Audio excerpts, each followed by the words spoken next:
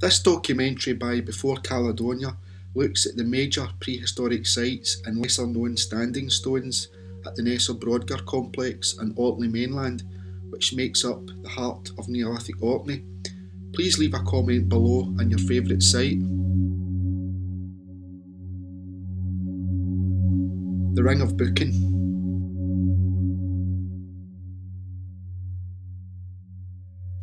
The Ring of BOOKAN is a lesser known site at the Ness of Brodgar complex. It's a fascinating but rarely visited site. It is situated 1 mile northwest of the better known Ring of Brodgar. The earthwork sits in private land just off the B9055 road and nestled between the lochs of Ness and Harray. In our present day there remains a large ditch 13.5 metres long by nearly 2 metres deep. This encompasses a grass mound which has a 40-metre diameter.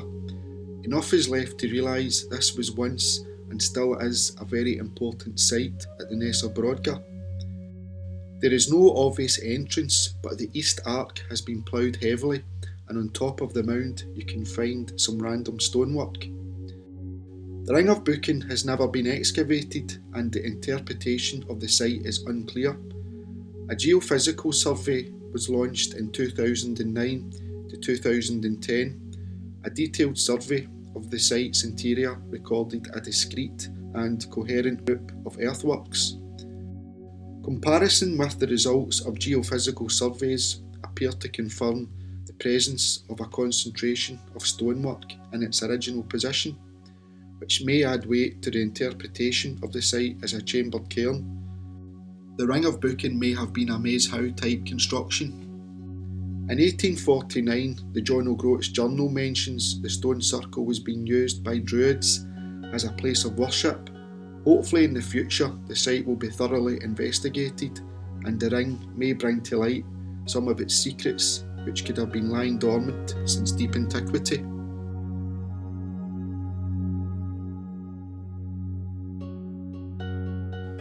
The Ring of Brodgar.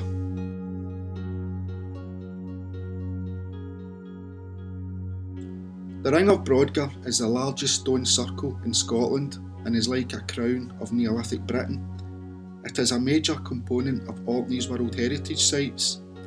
The surrounding landscape is full of prehistoric sites and was no doubt a very important location for the prehistoric people. The Ring of Brodgar is situated on a thin strip of land which bisects the freshwater loch of Harray with the saltwater loch of Ness. In the Neolithic era, water levels were lower. The Ness of Brodgar landscape area is a beautiful location with the Ring of Brodgar intentionally placed in a 360-degree natural amphitheatre. The ring was scheduled in 1882, making it one of the first historical sites to be protected. The site is now in the care of Historic Environment Scotland. It's been suggested the surrounding sites were used as lunar observatories. It's highly likely the ancient people carefully selected this location for astronomical observations. Prominent hills of the island of Hoy in the distance seem to be significant as the midwinter sun sets into the large gap. The circle was carefully erected on slightly sloping ground like Stonehenge. The ring is 104 metres wide, with the ring plus ditch expanding to 130 metres. The standing stones range in height from just over 2 metres to more than 4.5 metres high. A near perfect circle of 36 stones remain. Originally it is thought there were 60. The ring came into state care in 1906 with 13 of the stones being re-erected. The circle is still very well preserved. The ring is thought to date to between 2500 BC to 2000 BC, which makes the circle 500 years younger than the other sites at the Ness of Brodgar. Archaeologists think the sites would have served a ceremonial, ritual and social function while paying acknowledgement to the ancestors. Certain stones have fallen naturally or have been pushed over. In Edwardian times some were re-erected while others are still recumbent. One megalith was struck by lightning in 1980, others have remained upright and have stood the test of time for over 4 millennia. Some of the megaliths have well-defined shapes.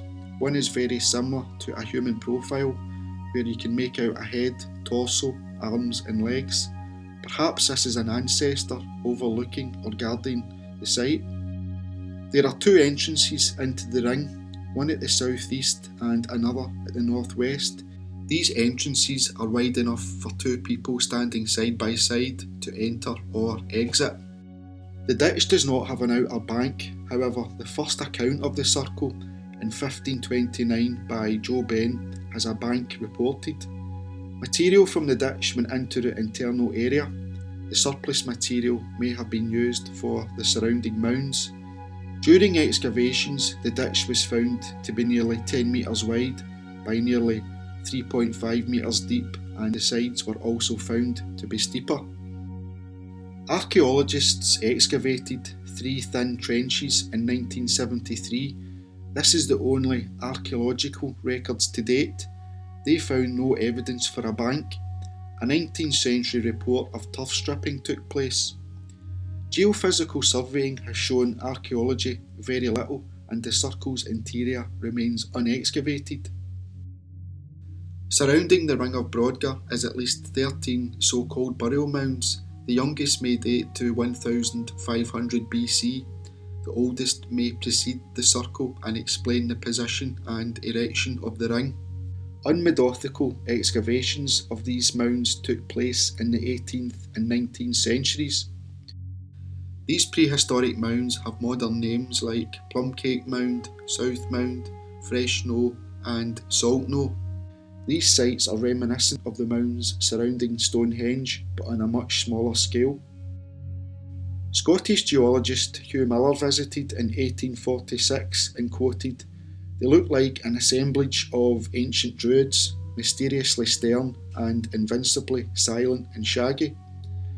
Professor Alexander Thom, the Scottish archaeoastronomer, in preface to his book Megalithic Remains in Britain, wrote, "Here, as in no other place, there are enough remains to prove conclusively that the movements of the moon were being fully observed." From the Ring of Brodgar, a short walk will take us to a single standing stone.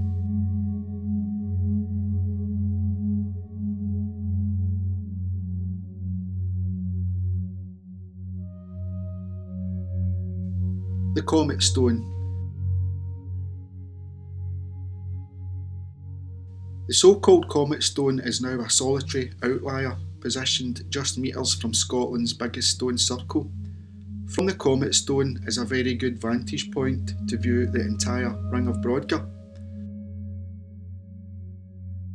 The monolith got its name from antiquarians in the 18th century, when the stones of Ness was thought to be the temple of the moon and the Ring of Brodgar the temple of the sun. A male phallic shape appears when looking at the stone from a certain angle. The standing stone is roughly 140 metres southeast of the Brodgar Circle. It's 1.75 metres tall and positioned on a low circular platform mound. 2 other stumps can be found in the grass, and these stones may have been part of a processional avenue leading into the Ring of Brodgar. George Marwick, a local man in the 1890s, stated he heard old men refer to the stone as the Eulastane, meaning oil stone. 50 years previous, old men took off their hats and bonnets while passing the stone lightly for superstitious reasons. Sweden has certain stones that were believed to have healing powers, where the local people made vows, prayers and anointed them with butter and fat. The famous blue stones at Stonehenge are also thought to have curative properties. Roughly half a mile from the Comet Stone to the southeast are a pair of lesser known standing stones. The OCHVIEW standing stones. 2 beautiful stones which get easily overlooked at the Ness of Brodgar is the OCHVIEW standing stones, which sit overlooking the Loch of Harray. The two grey stones are 2.7 metres and 1.7 metres high, with a distance of 8 metres between them. It's possible they may have had a connection with the nearby and now destroyed Odin stone and the still surviving Watchstone, which we'll take a look at next. These megaliths stand on private land and are situated beside the B9055 road. The OCHVIEW stones may have linked the stones of Ness to the Ring of Brodgar.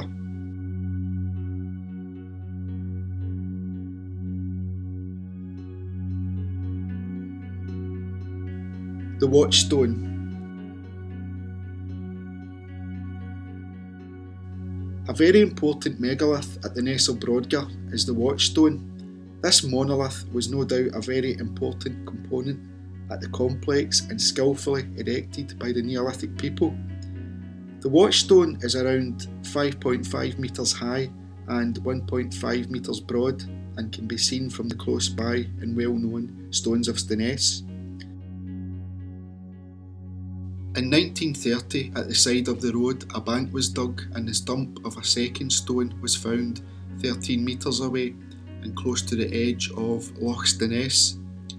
This stump was nearly 1 metre high, but sadly no longer exists. It's possible the two megaliths acted as a processional avenue between the Ring of Brodgar and the stones of Ness. A local man called Charles Tate noticed a connection between the Watchstone and the winter solstice. From the Watchstone at winter solstice sunset, the sun disappears behind Hoy's Ward Hill for a few minutes before being reborn briefly at the hill's northern slope. A few days after the solstice, the sun sets behind Ward Hill, this time reappearing in a horizon notch formed by the island's hills. This prompted the idea that the stone was perhaps a marker for watching the sun progress as it sets further south. A drawing from 1807 shows the Watchstone and the Stone of Odin next to each other with the Ring of Brodgar in the background. The Watchstone stands tall at the Brig o' Brodgar between the Ring of Brodgar and the close by stones of Ness. The stones of Ness.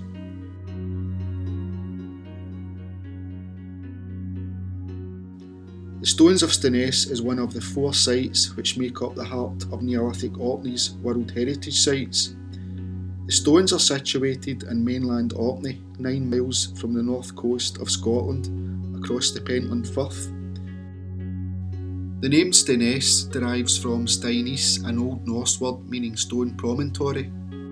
Orkney was and still is a jewel of the UK's Neolithic culture, and these stones are just one component of the ceremonial landscape complex. The Ness stones are not just of Scottish significance, but globally. The time of construction is not clear, with dates ranging from between 3400 BC to 2700 BC. The first record of the stones was in 1700 AD, and like the more elaborate Ring of Brodgar, the site was taken into state care in 1906. The stones were laid out in a 30 metre by 32 metre diameter oval. Originally there were 12 stones. In our present day, 4 megaliths remain, and this has been the case since 1760. Modern markers indicate where holes or stone settings were found by archaeologists. Wooden posts could have existed before the megaliths were put in place. Between 3000 BC and 2000 BC is when the stones were thought to be erected. The highest is over 5.7 metres, and it is possible the megaliths were erected before the henge construction. The tenant farmer pulled down 2 of the stones in 1851, one lay recumbent while the other had been shattered. The central features were in use from 4950 to 4500 years ago. If you enter the site from the original entrance, the first feature you come to after the megaliths is a short arrangement of stones. According to early accounts, a huge recumbent stone lay towards the centre of the ring. A dolmen was reconstructed in 1906, and this reconstruction destroyed evidence of what once existed. In the 1970s, the dolmen was taken down, and the two stones which remain frame Maes Howe in the distance. The focal point of the interior is the large hearth. An earlier hearth would have preceded the one we see today, along with a timber upright. Colin Richards, an archaeologist, argues the original hearth came from the middle area of Barnhouse village, which is a short walk from the stones. Around the megaliths was a massive enclosure henge with a bank and ditch. The ditch was 4 metres wide by nearly 2.5 metres in depth. This was a big achievement by the Neolithic people, as they would have been met with mostly solid rock. The site looks very different today than originally imagined. Hundreds of years of ploughing wore down the original henge by 1973, and what we see today of the henge is a modern reconstruction of what it looked like in 1851. Animal bones with grooved ware pottery suggest the Neolithic people cooked and dined at the stones.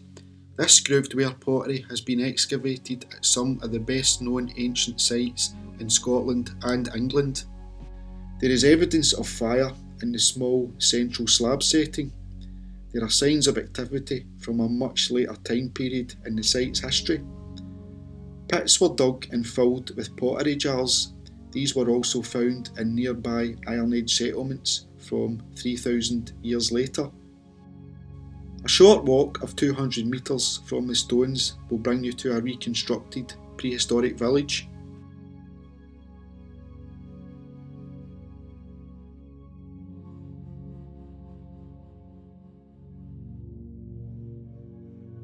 Barnhouse Neolithic Village.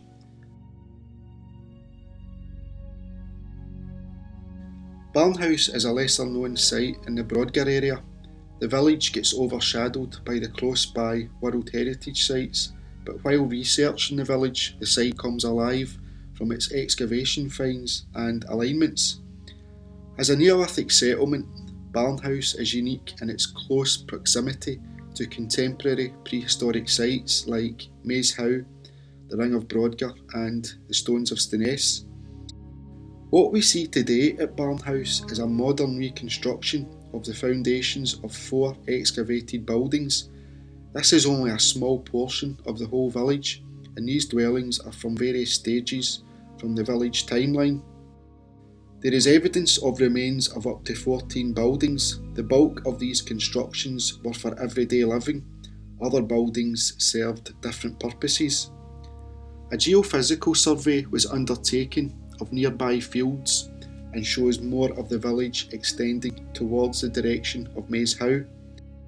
The settlement's foundations was discovered in 1984 by archaeologist Colin Richards, who also excavated the site. This discovery has been one of the most important UK finds in the late 20th century. Barnhouse dates from 5,300 years ago, which is contemporary with the Stones of Ness. The people who lived here may have imagined, constructed and used the stone circle. The entrance into the Stones of Ness roughly faces the direction of the village. The constructs went through many phases of rebuilding and rework. The small houses were likely built for a family of up to 7. Structure 8. Structure 8 was the last construction, the largest and more elaborate for a Neolithic build. It was constructed on a yellow clay circular platform and encompassed by a substantial stone wall. Inside is 7 metres square and the biggest internal space in Neolithic Orkney. The floor space is twice that of Maes Howe. The construction coincides with the abandonment of the little houses. It seems at this time the site changed from a mostly domestic village into a ritual ceremonial use. This was built on top of an earlier structure, with the removal of the central area hearth. The entrance is orientated to the summer solstice sunrise and may be symbolic of the living. Entry to the centre was a carefully controlled crossing with a lightly symbolic fireplace hearth at the entrance. and this threshold hearth may have been some kind of purification ceremony for people entering the inner sanctum. Structure 8, like the stones of Ness, has a central hearth. Rituals would have taken place inside, where ceremonies possibly had tightly controlled access. At stones of Ness, the opposite took place. The rituals were out in the elements. A complete intact vessel of grooved ware pottery was uncovered and set into the floor. 14 prepared flint nodules were buried in a pit, and flint was scarce in this period and may have been a valuable hoard.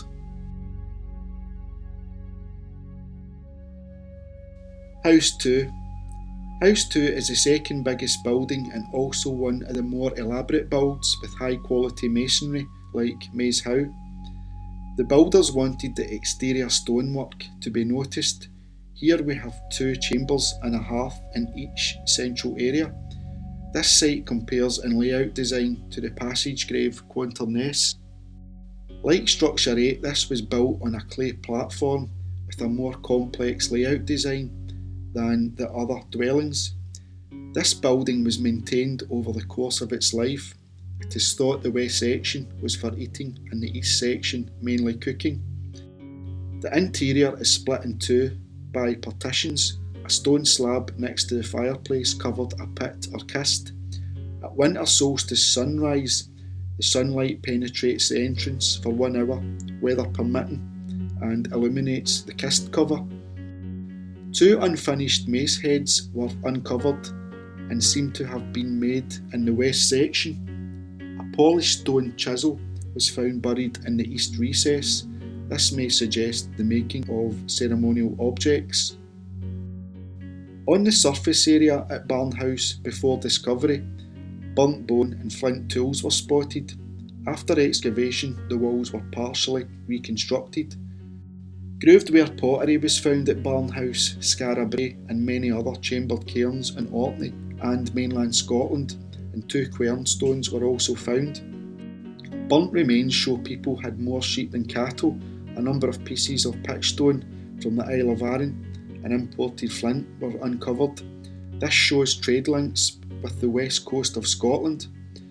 The wooden posts mark where archaeologists found sockets for timber posts, which may be for furniture or internal divisions. House 3 is one of the first constructs. It is a typical late Neolithic Orcadian dwelling. The entrance is orientated southeast to northwest with a central hearth. At either side of the hearth are big box features with a dresser on the back wall. From a 21st century mindset, these features may be furniture but may not be. House 6 is a simple design with a hearth in the middle. The southwest entrance is converse to the House 1 entrance, which looks like the two were a pair. House 6 looks as if it was built over House 11. An interesting finds here was pumice, worked flints, and the house midden suggests special working of bone, wood and hide took place. The Barnhouse stone. The Barnhouse stone is a solitary megalith which sits among the grand Neolithic sites. From the Barnhouse stone, the Ring of Brodgar, stones of Ness and Maes Howe are all visible. The lichen-covered monolith is roughly 3 metres tall and 1 metre wide at the bottom, then expands to nearly 2 metres at the top. The Barnhouse stone seems to be aligned with the entrance to Maes Howe. At winter solstice sunset on December the 21st, the dying sunlight travels over the top of the Barnhouse stone and illuminates the Maes Howe passage and back wall. Magnus Spence, a local man, first noticed this alignment in 1898, and years later Peter C. Fleet, OBE, and an ex-provost noted in 1952. The alignment formed with this Barnhouse stone and the long passage of Maes Howe seemed to have peculiar significance and was too remarkable to be merely accidental. Notice in this image how the top of the stone's profile mimics the right hand edge of the island of Hoy. The Barnhouse stone is situated on private land next to the A965 road. No doubt this stone was another important part of the Ness of Brodgar ritual landscape, which was so special to our ancient ancestors.